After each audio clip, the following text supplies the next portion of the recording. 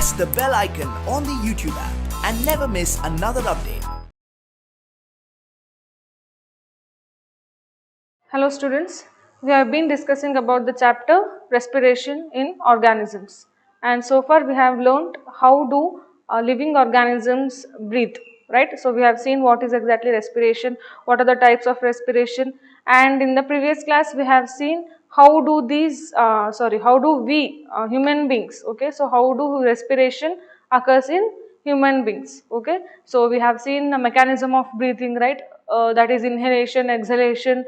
Okay, so how do lungs, diaphragm, okay, the parts that is responsible for respiration, that is nostrils, nasal cavity, trachea, pharynx, okay, so epiglottis that prevents the prevents the entry of food into this windpipe, right. So we have studied about all these structures in brief, okay. So how do respiration occurs in this, in us, okay, that is human beings, right.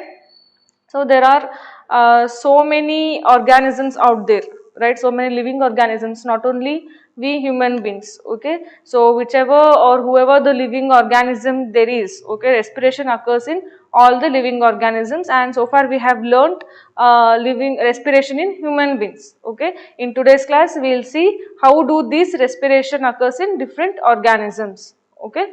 So first let us see how do respiration occurs in aquatic animals. So soon after we hear the term aquatic, the first organism that comes to in our mind is fish, right? So the best example for aquatic animals is fish.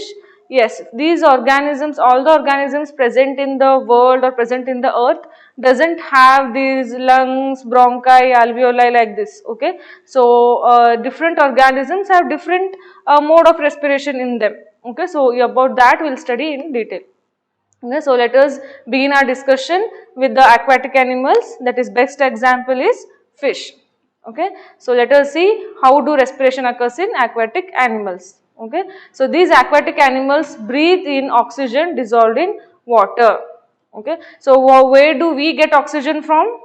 Yes, we get oxygen from the atmosphere, okay, we get oxygen from the atmospheric air, and that air we inhale and oxygen is present in that air, will take in the oxygen, sorry. But these fishes are not exposed to the atmosphere, okay, so they live in water, okay, so they are not exposed to the air what we are exposed to, right. So these fishes live in some other atmospheric a condition, okay. So in that condition, that is, they survive in water, right. So the basic need for them is water, so that is where from they get the oxygen, okay. So whichever the oxygen is dissolved in water, okay, from that, as they live in water, they get water from this oxygen, okay. So what is water molecule composed of? Two molecules of hydrogen and a molecule of oxygen, right. So what exactly is water? H2O, okay. So that is nothing but, yes, water is nothing but hydrogen and oxygen, okay. So these fishes get oxygen from that water, okay. So aquatic animals, that is nothing but, best example is fishes, they breathe in oxygen dissolved in water, alright. So rate of breathing of aquatic animal is higher than the terrestrial animals. So basically what are terrestrial animals? Terrestrial animals are these animals which live on land, okay. As compared to land animals, rate of breathing is higher in aquatic animals, alright. So which exactly is the organ that fishes lean on? Okay, so we have lungs, we human beings, and not only human beings, many of these other organisms, that is maybe frogs, birds, snakes, lizards, right. So even these organisms have lungs, okay. So these organisms also have lungs for their respiration, but fishes do not have lungs, okay. They do not have specialized lungs, they do not have specialized trachea, bronchi, bronchioles, alveoli, okay. So these fishes have something called gills, okay. So basically these are the gills, as you can see, the gills are nothing but the flap of skin, okay. This is nothing but the skin projection what they have, okay. So every fish have these gills, and these gills are responsible for this respiration, okay. But how these gills are responsible? Okay, so these gills have blood vessels in them, Okay, so the gills you can see here, okay, this structure, okay, they have blood vessels inside them. Okay, so these blood vessels are responsible for the gaseous exchange. Okay, so these gills absorb the oxygen from the water, okay, and then this oxygen is supplied to the all parts of the body. Okay, so the oxygen absorbed by this gill is supplied to all parts of this fish body. Okay, and again the unwanted gas, that is carbon dioxide, that again is absorbed to these gills and it is released out. Okay, and after observing this carbon dioxide from the from each and every cell, the gills releases out this carbon dioxide, and gills are the one which are having the blood vessels inside them, and due to which they observe the oxygen present inside this water atmosphere. Okay, so this is how gills are responsible. Okay, so this is how respiration occurs in aquatic animals. Okay, so what are gills exactly? Gills are these projections of the skin, alright, which have blood vessels in them, and due to the presence of the blood vessels, these gills are responsible for the gaseous exchange. Alright, so this is about respiration in aquatic animals. Yes, like I said, there are different modes in different organisms, right? So let us now see respiration in terrestrial animals. Okay, so terrestrial animals are the land animals. As you can see, these lion, tiger, hippo, zebra, giraffe, frogs, lizards. Okay, so these comes under this terrestrial animals. Okay, now let us see how do these terrestrial animals respire. Alright, yes, terrestrial organisms use the oxygen in the atmosphere for respiration. See here, the aquatic animals, the oxygen is absorbed by, oxygen is obtained from this water. Okay, since they are aquatic animals, they live in water. Okay, so oxygen is obtained from the water. But in terrestrial animals, the oxygen is obtained from this atmospheric air. Okay, so terrestrial animals obtain oxygen like we people do. Okay, how do we respire? In the same way, even these terrestrial animals respire. Okay, and yes, we have some specialized organs called something like lungs, right? We have lungs, diaphragm, trachea and everything. Okay, but all these animals doesn't have the same type of the same type of process. Okay, a few examples like frogs. Okay, they have two lungs like us, but they do have they do respire sometimes from the moist skin. Okay, they also have lungs and they usually also respire from the skin also. Okay, so likewise it differs from the organisms. Okay, so terrestrial animals basically use the oxygen in atmosphere for respiration, and these have specialized organ for oxygen absorption are present. Okay, so we will study in detail about a few terrestrial animals now. Okay, and this surface through which gaseous exchange occurs is called respiratory surface. Okay, like I said earlier, the respiratory surface of frog is skin only, right?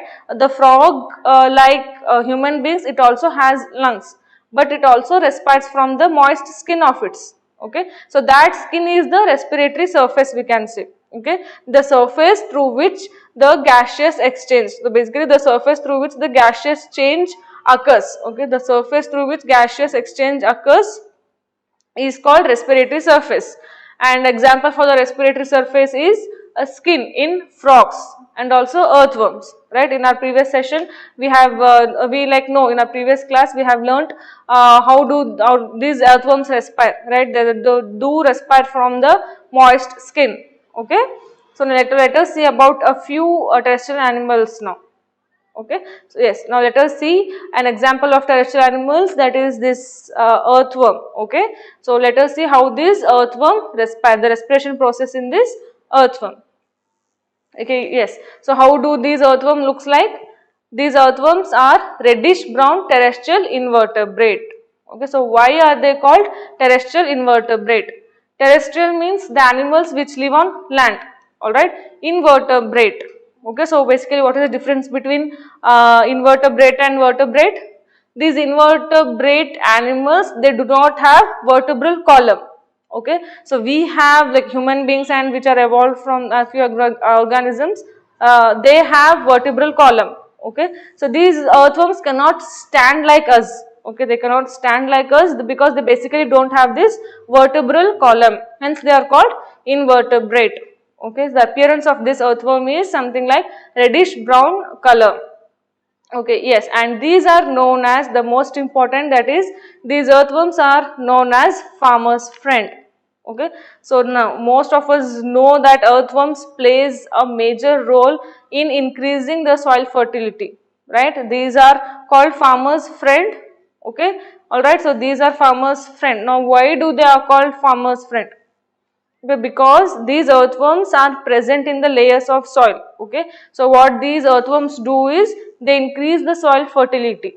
Okay, so they feed on the dead end, the decaying organic matter. By doing that, the soil fertility increased. Okay, so we always need a fertile soil, right? So we depend on, like, we need energy to do work and we need food, and that food is nothing but what we get from this agriculture or the crops we grow, right? So we need a better growth of crops, we need more crop yield. Okay, we need more productivity. For good productivity, we need a good soil. Okay, we need good structure and fertile soil. Okay, and one of the most important reason soil fertility can be increased is by these earthworms. Okay, so naturally these earthworms increase the soil fertility, hence they are called farmer's friend. Yes, where do they live? Okay, so habitat, okay, where exactly these earthworms live? These earthworms lives on the upper layer of the soil. Okay, and in the last chapter soil we have learnt that how soil profile is present. Okay, soil profile, soil is arranged something like layers by layers, right? So the upper layers of the soil are rich in organic matter. Okay, the upper layers of the soil, that is the soil horizons we have seen in the soil profile. Yes, these horizons, in the upper horizons we have soil organic matter is present in more number. Okay, but as we go down, as we go deep inside the soil fertility decreases. Instead of that, we can say we don't find soil at all. It's most like gravels, big stones, like that as we go deep. Okay, so the plants can grow only in the upper layers of the soil, and that is where the organic matter is present. Okay, so these earthworms are present in the upper layers of the soil, and they increase the soil fertility, which further helps in the good productivity. Okay, which further increases the crop yield. All right, yes, what do they feed on? Yes, like I said, these earthworms feed on the living and dead organic matter. Okay, so this is how they increase the soil fertility. All right, so these earthworms do not have any specialized respiratory organs. Okay, like many other animals. Okay, they do not have specialized like specialized specialized lungs, specialized trachea, specialized division like bronchi, bronchioles, alveoli like us, or like different organisms. Okay, they do not have some specialized organs meant only for respiration. Okay, they just respire. Okay, what is respiration? It is nothing but a gaseous exchange in a basic terms. Okay, so that occurs through the body surface. Okay, so the gaseous exchange, that is respiration, occurs through moist body surface into their blood stream. Okay, so basically the blood. Okay, so blood, even in human beings also, the blood is the one which absorbs the oxygen and provides to each and every cell of our body, right? So blood needs this oxygen. Okay, blood consists of hemoglobin, which has a strong affinity towards this oxygen, right? So that is why our cell only absorbs oxygen. Okay, though it has a combination of different gases, right, but our cells only absorbs oxygen. Okay, so because it has strong affinity, we need only oxygen, and hemoglobin present in our blood absorbs only oxygen. Okay, so likewise the gaseous exchange in earthworms occurs through the skin. Okay, these earthworms, if you see and touch the earthworm, they are very slimy. Okay, they are very slimy to touch, very soft.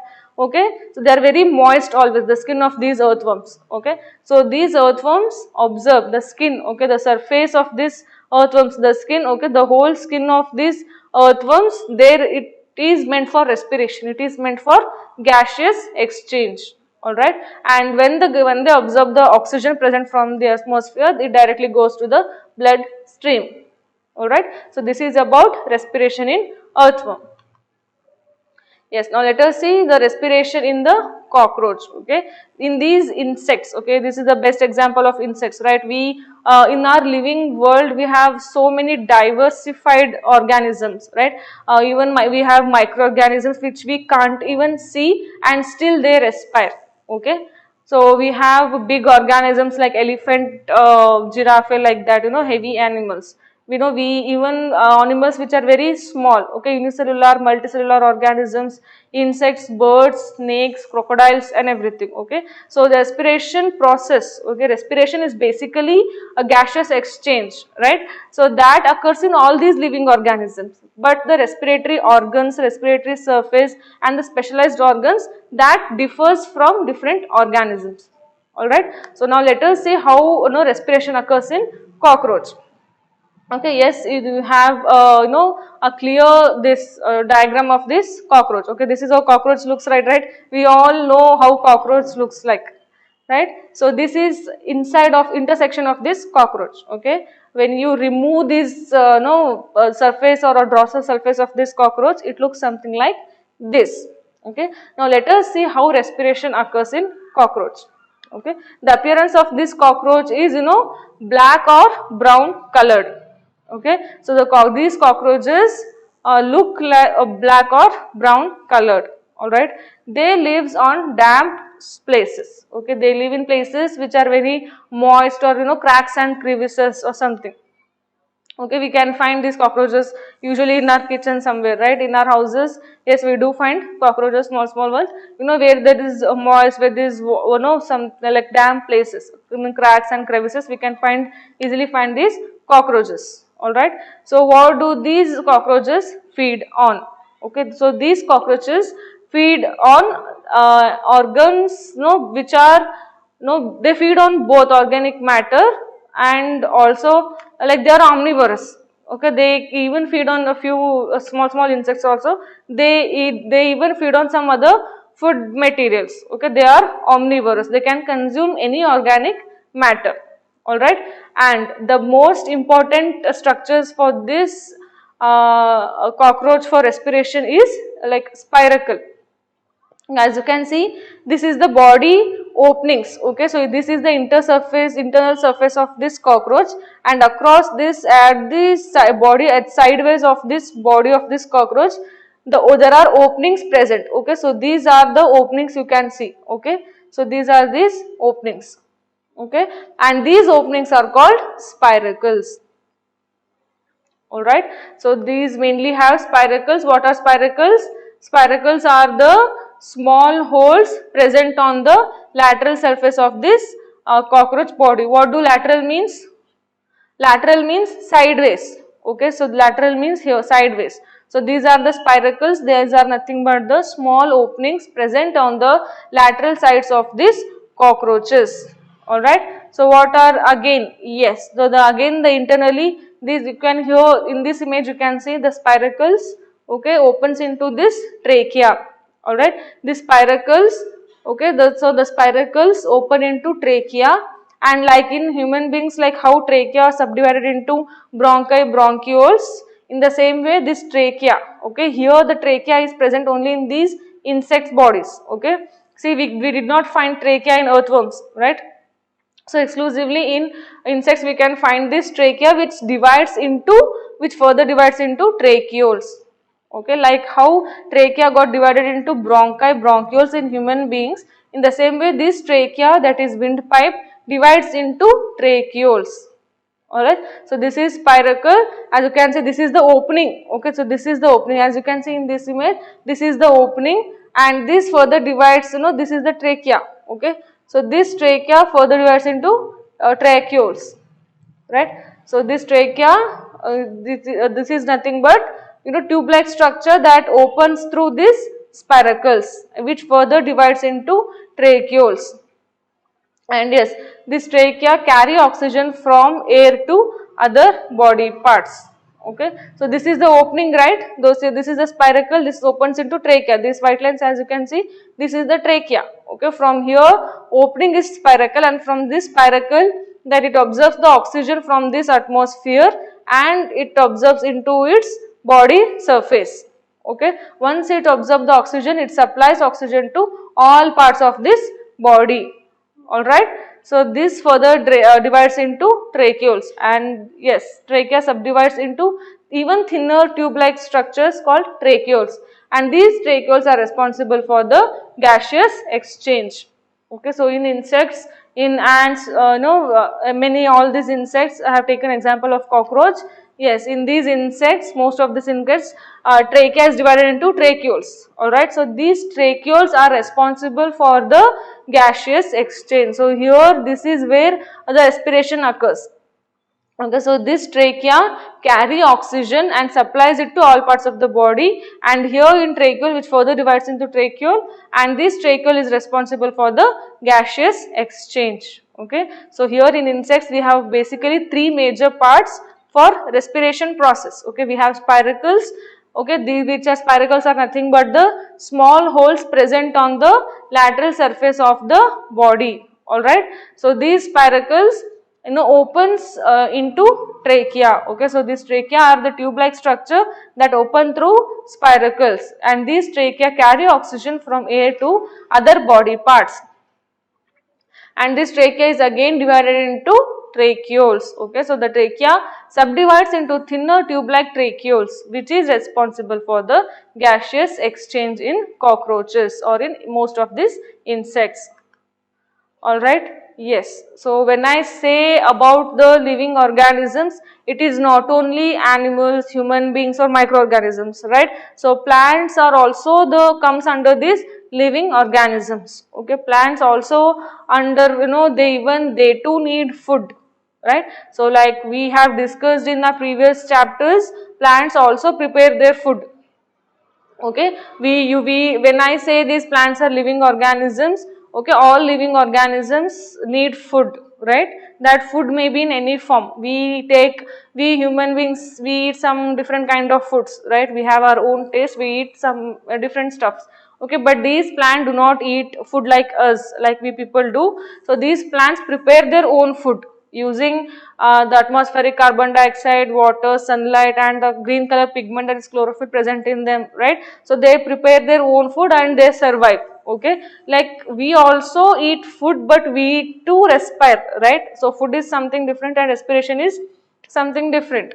Okay, so even plants also, okay, in plants also there is respiration going on.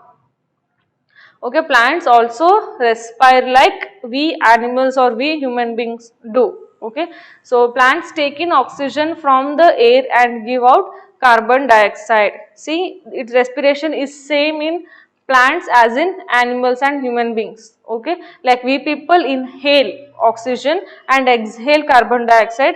It's the same in plants also. Okay, even plants also take in oxygen from air and give out carbon dioxide.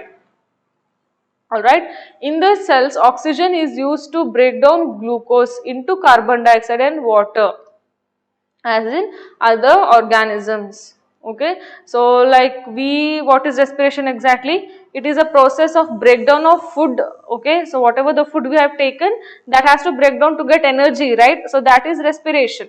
Okay, so in these plants, the food, okay, the food, basically the food what we eat, yes, that is glucose, right? That is carbohydrate. Even plants have this glucose in some other form, and this glucose breaks down into carbon dioxide and water. Alright, so these leaves of the plants have tiny pores called stomata for exchange of oxygen and carbon dioxide. Okay, so in our very first chapter we have studied about this process of photosynthesis, right? There is a process, food process in plants, right? And stomata we have learned, these are present on the leaf surfaces.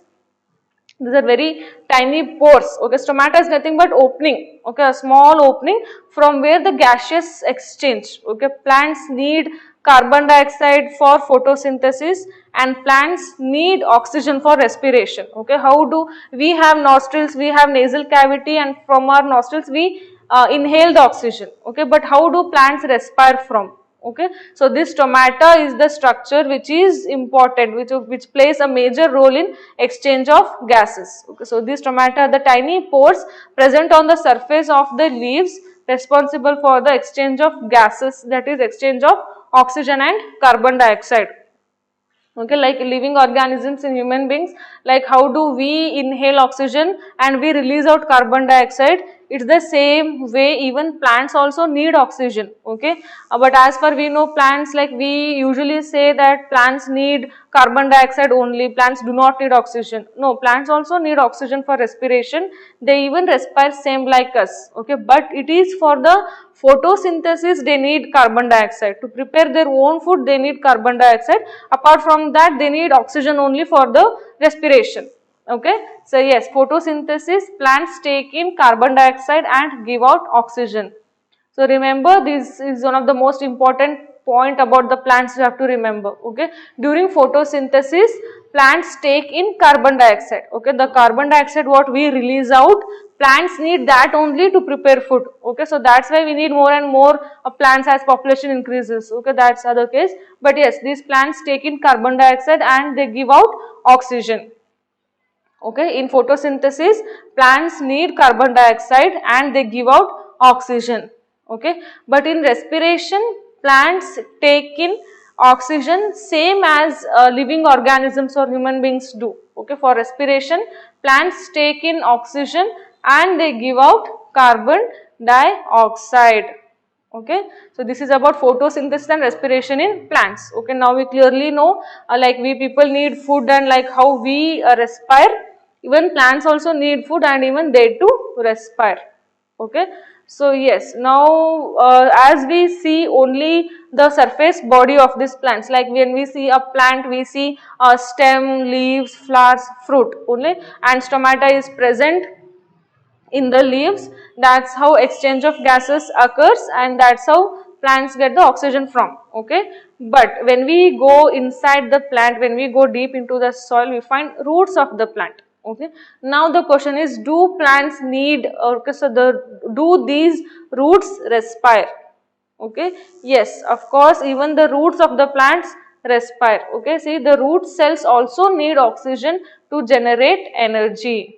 Okay, so why are we taking food? We are taking food to get energy, right? And that energy we need to do all our work. Okay, this I have been saying since the beginning of this chapter, that we need energy, and that energy is what we get from the food we take. Okay, right? So here these root cells, okay, the cells present in the root, that is root cells, even they need oxygen to generate energy. Even plants need energy to respire, to do photosynthesis, right, for their conduction.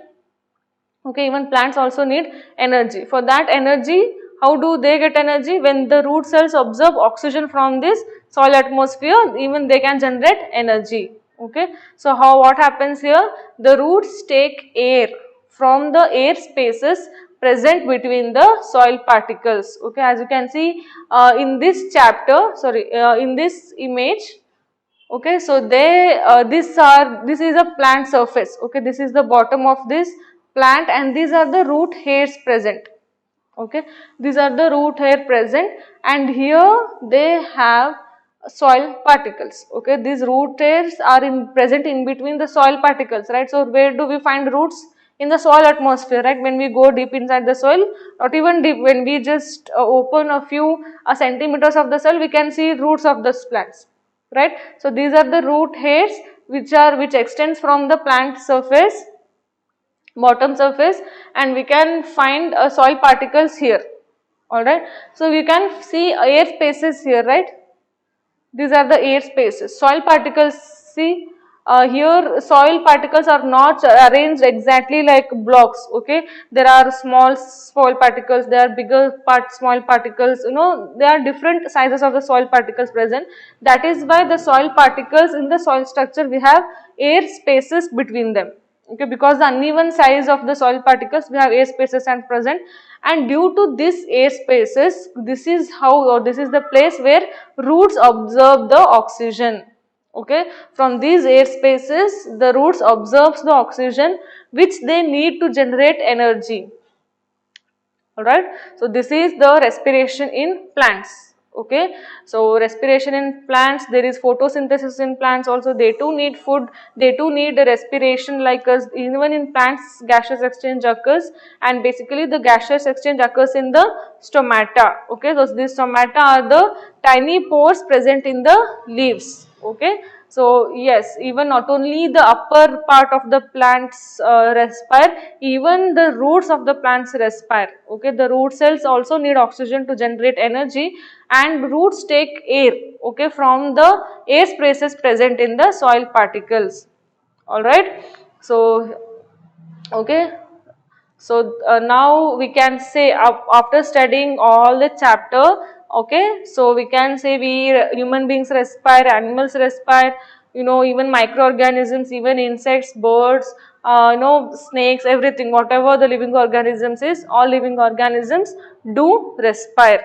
Okay, all living organisms needs to respire to get to get the energy needed for their survival. Okay, by saying this, with this discussion, the chapter, that is respiration in organism, completes here. Okay, so at last we know, after studying all this chapter, we can say that yes, all living organisms need to respire, to get the energy needed for their survival. Okay, so this is about the chapter respiration in organisms. Okay, so what is exactly respiration? Respiration is the conversion of food into energy, that is respiration, and even that comes under this exchange of gases also. There are two types of respiration, that is aerobic and anaerobic respiration. Okay, so aerobic is presence of respiration in the presence of oxygen, and anaerobic is in the absence of oxygen. Okay, we have seen the differences between this aerobic and anaerobic, right? So this is, and we have seen how respiration occurs in different living organisms. Okay, we have a diversified atmospheric system in which we live. Okay, we have so many living organisms. Okay, unicellular, multicellular, microorganisms, huge animals, plants, animals, human beings, everything. So all these living organisms do respire. Okay, and for their survival they have to go under this process, that is respiration. All right, so different organisms have different specialized organs for respiration. Okay, like cockroach has spiracles, lateral openings for the respiration.